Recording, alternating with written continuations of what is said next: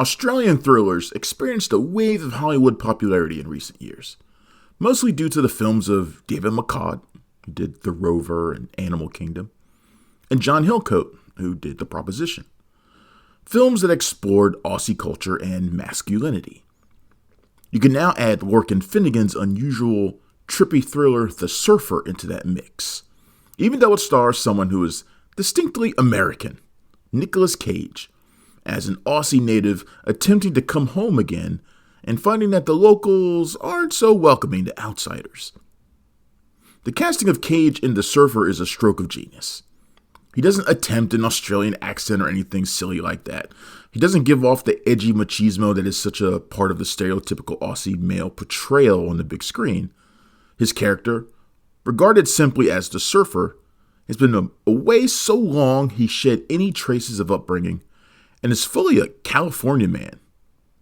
A dubious businessman and earnest father, he returns to the idyllic Australian beach of his youth to reconnect with his son, played by Finn Little, to buy his childhood home, and to surf the waves he used to love so much. But when he tries to take the kid out to the water, he finds a local surf gang led by Scally, played by a red-faced, demonic-looking Julian McMahon, who tell him that locals aren't welcome.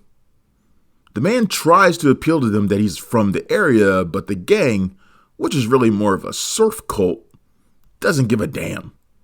They're all pretty big and mean too, and the threat of violence is very clear.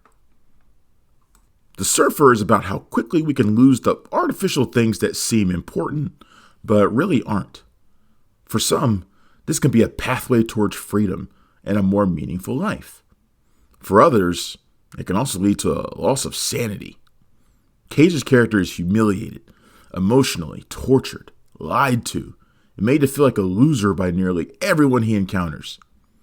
Along the way, he loses his Lexus, his fancy watch, his expensive sunglasses, his money, until he's left alone and broken down, bleeding, and looking worse than the local bum, also a target of that surf cult.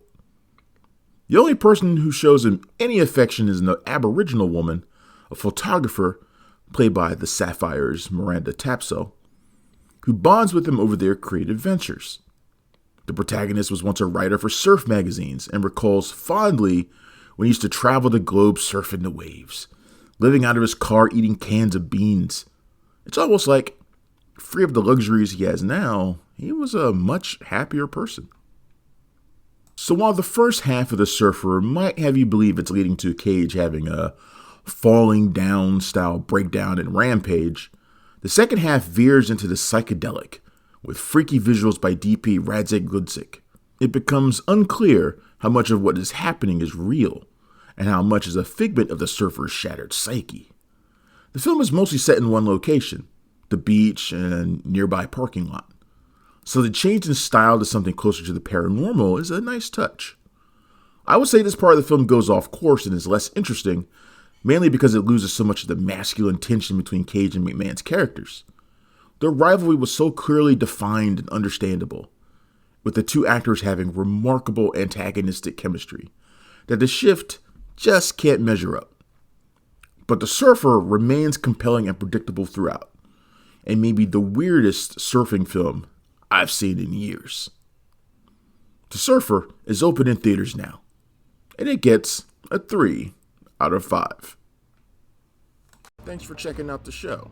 If you like what we're laying down, please subscribe to our channel and click the bell to receive notifications for all of our latest stuff.